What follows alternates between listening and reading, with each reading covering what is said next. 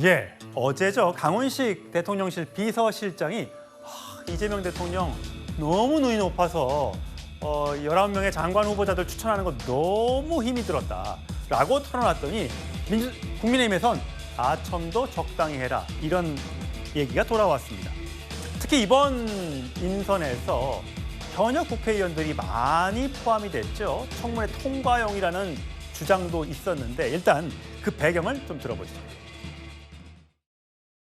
현직 정치인들이 많이 발탁된 것도 혼연일체로 뛰겠다라고 해석해 주시면 감사하겠습니다. 예, 김지욱 전 대변인. 대통령의 눈이 너무 높다. 그래서 정말 19명 출입이 너무 어려웠다라고 강훈식 실장이 저렇게 SNS에 얘기를 했습니다. 인수위 없는 게 그렇게 서러웠습니다. 다만 후보자들이 가진 수많은 장점들에 조금 더 집중해 줬으면 좋겠다. 단점만 보지 말고 장점도 봐달라. 자, 저걸 어떻게 보십니까?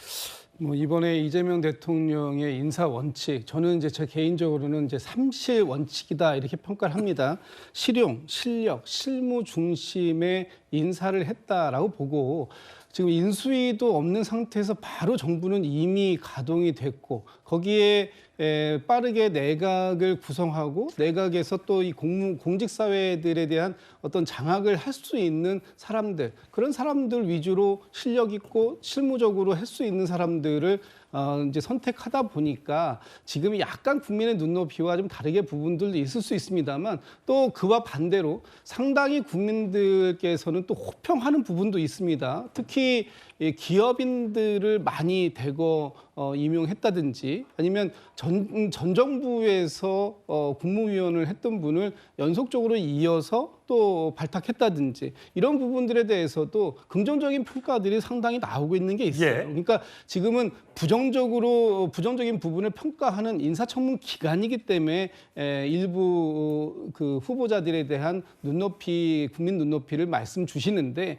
전체적으로 봤을 때 이렇게 빠르게 역대 이런 경우가 이제 2017년도에 있었는데 2017년도에는 전체적으로 다 이제 완성되는 데까지 6개월 이상이 소요되지 않았습니까? 그런데 이제 37일 만에 이렇게 지명을 마쳤고 또 인사청문까지 이제 마치면 한 50일 안쪽으로 대체적으로 새 정부의 진용이 갖춰질 수 있는 환경을 만들었다. 그렇다면 지금 이 특수한 상황 속에서 출발한 이재명 정부에 대한 국정이 좀 정상적으로 가동될 수 있도록 국민의힘에서도 야당이지만 협조할 건 협조하는 것이 협치의 기본 아니겠는가라는 측면에서 봤을 땐 대통령실에서의 평가에 일견 저는 힘을 좀 보탤 필요가 있겠다라는 생각이 듭니다. 김지욱 전 대변인도 이 공수가 바뀌는 게 참 어렵죠.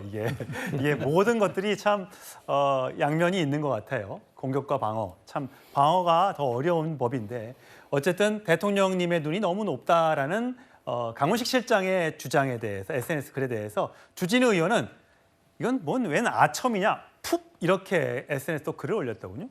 정광희 대변인, 지금 국민의힘이 모든 10명, 거의 20명 가까운 장관 후보자에 대한 낙마를 추진하고 있는 것 아닌 거죠. 지금 일부 지금 문제가 되고 있는, 특히 논란이 되고 있는 후보자들에 대해서 찍어서 지금 공격을 하고 있는 건데 자, 국민의힘의 입장은 뭡니까?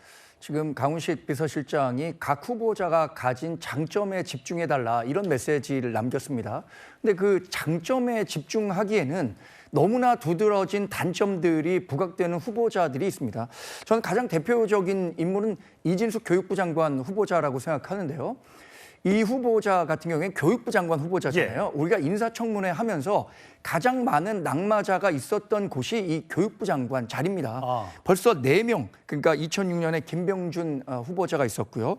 그 박근혜 시절에 김명수, 윤석열 대통령 시절에 김인철, 박순애 4명이 다 낙마했는데 어떤 혐의라기보다 어떤 이유였느냐, 다 논문과 관련한 내용이었습니다. 그렇다면 이진숙 후보자가 지금 내놓는 해명들에 대해서 국민적 설득력을 가질 수 있는가? 이 부분 저는 인사청문회 가기 전에도 벌써부터 스스로 거취를 정리했어야 하는 사안이라고 생각하고요. 근데 본인은 또 표절 아니라고 주장하고 있으니까. 그러나 김건희 여사에 대한 그 논문 검증을 했던 곳이 있습니다. 범국민 검증단. 이분들이 뭐라고 했냐면 이거 분명한 연구윤리 위반이기 때문에 자진 사퇴하거나 철회하라고 얘기를 했습니다. 이분들이 이중잣대를 들이댄 게 아니에요. 김건희 여사에만 그 박사학위가 잘못된 것이라고 얘기한 것이 아니라 이진숙 후보자에 대해서도 문제를 제기한 겁니다. 또 이 강선우 후보자 같은 경우에도 이해관계자들이 지금 직접 증언을 하고 있는 거 아닙니까? 만약에 근데 이런 논란에도 불구하고 한 명의 낙마자도 없이 모든 사람을 다 임명하겠다라고 한다면 우리나라의 공직검증은 이재명 대통령 이전의 공직검증과 그 이후의 공직검증으로 나뉘게 될 겁니다.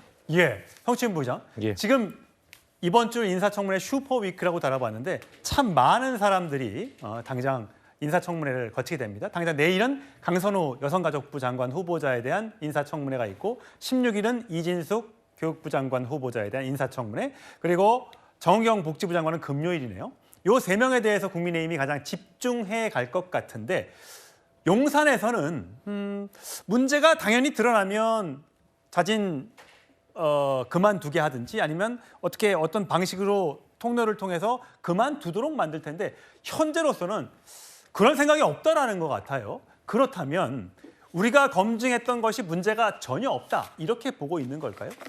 그렇다기보다는 대통령실에서 전원 통과를 희망한다. 정확히 워딩이 희망이었어요. 예. 그러니까 일단 지명한 입장에서는 인사청문 과정을 통해서 지금 논란이 있는 후보라 하더라도 어떻게 해명을 하고 국민들께 어떻게 설득하기 위한 노력을 보이는지는 일단 기회를 줘야 된다는 입장을 지금 표명한 것으로 보이고요. 저희가 볼 때도 아마 일주일 동안 지금 16명에 대한 장관 후보자의 인사청문회가 진행되는 동안 아마 이슈가 집중된 후보자에 대해서는 언론에서 인사청문회 직후에 뭐 여론조사나 이런 것도 진행할 걸로 예상이 됩니다. 그랬을 때 국민들이 어떤 판단을 내려주실지에 따라서 대통령실도 입장 변화가 있을 수도 있겠죠. 국민들께서 이 정도 논란이 있었지만 들어보니 그래도 초기 정부의 내각엔 힘을 실어주기 위한 충분한 해명을 했다고 판단이 되시면 좋은 여론이 나올 것이고, 아무리 첫 내각이라 하더라도 이 정도 논란은 짚고 넘어가야겠다고 국민들께서 판단을 해주신다면 예. 그것이 여론조사에 반영될 것이고, 대통령실도 그런 여론조사의 변화가 만약에 이렇게 두각을 나타나고 보인다면은 그냥 간과하기는 어려울 것이다. 그래서 일주일 동안 여론이 어떻게 그걸 판단해 주시는지를 좀 보면서 대통령실이 판단하지 않을까 그렇게 생각합니다. 예, 나름 순화하고 있는 이재명 대통령과 이재명 정부. 자, 인사청문회가 이번 주 인사청문회가 첫 시험대가 될 것 같습니다.